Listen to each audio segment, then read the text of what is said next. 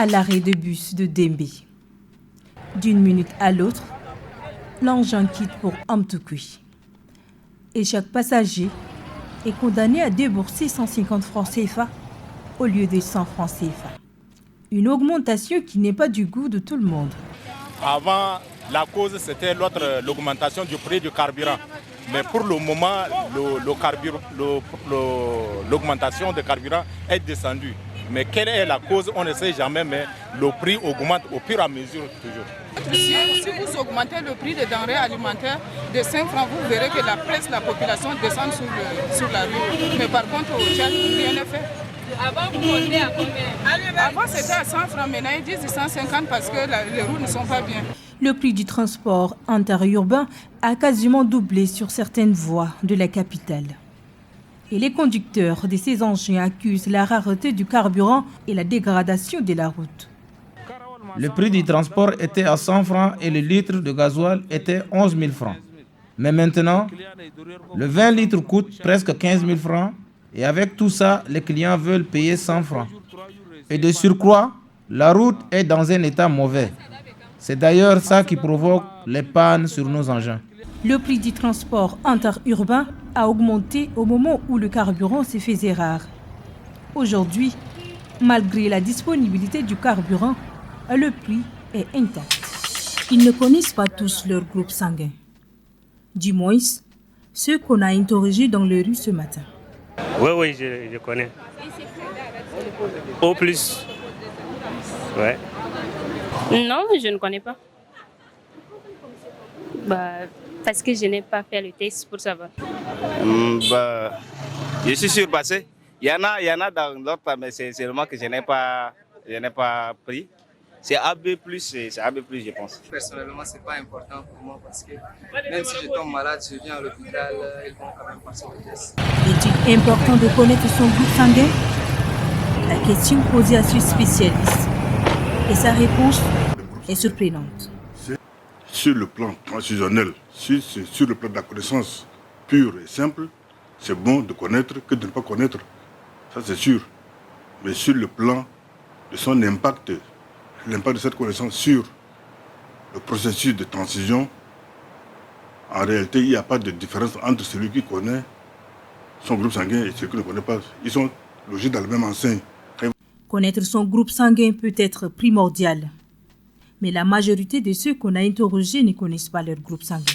Ouvrons l'actualité en bref de ce mardi par cette information. Ce 17 octobre, à l'hémicycle, le ministre des Mines et de la Géologie et celui de l'Industrie et du Commerce répondent aux questions orales avec débat relatifs à la production et la commercialisation du ciment au Tchad. Sur l'épineuse question de la production et commercialisation du ciment, il serait ici problème du prix du sac de ciment qui est resté exorbitant. Pourtant, le Tchad dispose de 3 cimenteries. Le ciment fabriqué au Tchad se vend actuellement sur le marché à 8 000 francs CFA et celui importé à 11 000 francs CFA.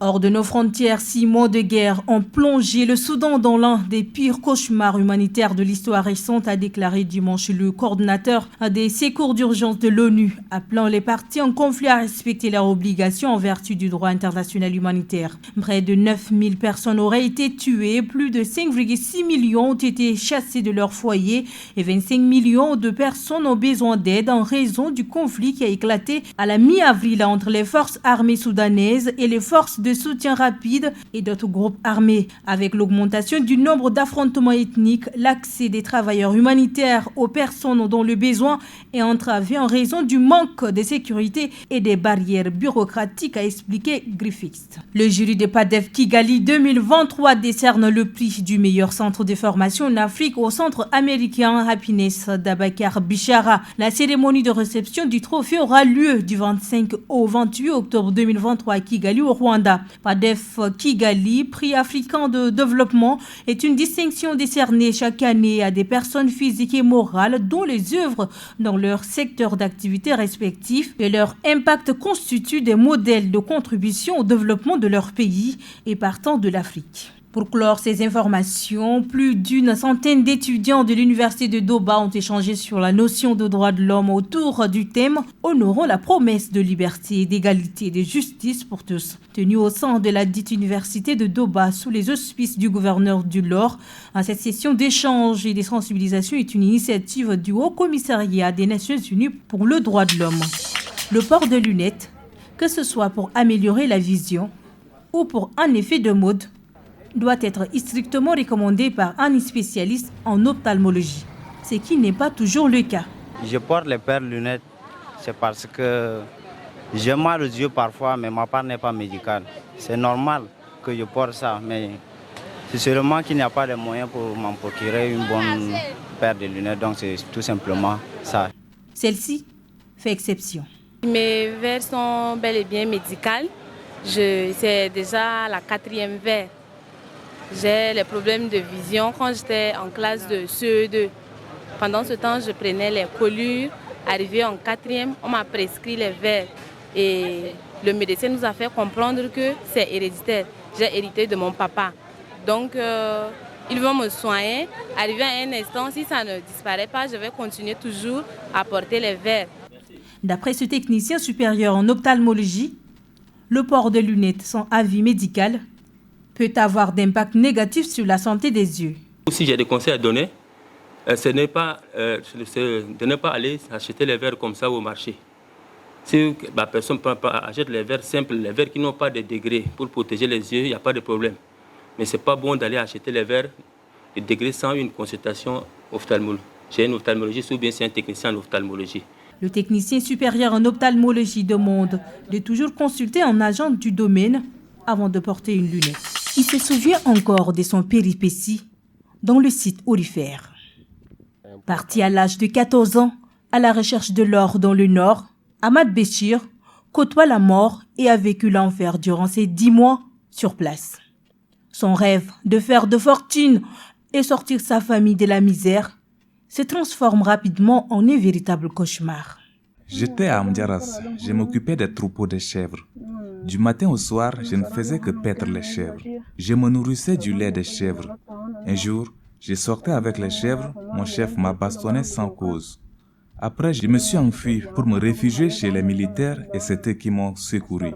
J'ai contacté mon père avec le téléphone de Oumar qui m'avait envoyé 20 000 francs CFA pour retourner à Abéché. De retour à Abéché, le point focal de l'arrêt m'avait récupéré pour m'envoyer à N'Djamena, puis ensuite à Koumra où je suis actuellement. Ahmad Béchir n'est pas le seul. Lui et les autres enfants de ce centre ont tous un point commun. Tous victimes directes ou indirectes de la traite humaine ou de la maltraitance. Ici, le centre tente de penser leurs blessures et les faire rêver.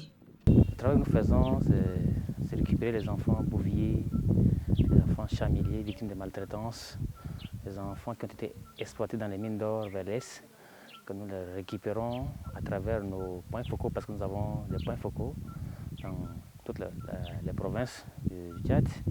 Et ces points focaux nous servent de relais. Donc ces points focaux nous envoient des enfants qui ont été récupérés et arrivés sur place. La première des choses, nous les hébergeons, nous les prenons en charge sur tout le point et nous leur proposons des métiers de leur choix.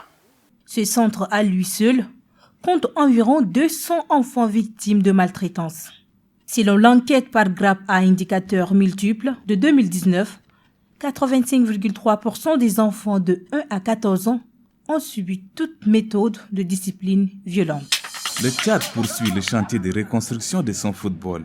Après l'adoption des textes nationaux, le comité de normalisation de la fédération a lancé l'élection des bureaux au niveau des différentes ligues. À N'Djamena, c'est une nouvelle équipe qui est élue. Passant le bâton de commandement, le président sortant de la Ligue, Ahmed Maïna, dit avoir géré des situations difficiles pendant son mandat. Nous sommes une famille. Hier, nous étions les locataires. Demain aussi, aujourd'hui, nous partons. Et ils sont des locataires. Demain, ils sont appelés à partir. La Ligue ne restera pas une seule personne. Il y aura toujours de l'alternance. Donc, pour finir, c'est difficile. Nous avons vécu des situations financières très difficiles. Vous allez prendre une ligue presque endettée. des dossiers très lourds, vous allez vous mettre au travail. Le président entrant s'engage à mener des réformes. Nous mettrons ensuite directement en œuvre les différents points de notre programme. Pour cela, nous aurons besoin de la contribution de tous. J'étends la main à ceux qui ont soutenu sincèrement changer les choses et je rappelle que le LIC est ouvert à toutes les orientations, suggestions, quelles qu'en soient. Pour mener à bien ces projets, Mahamad Abdoulaye Moussa déclare compter sur les orientations de tous les électeurs.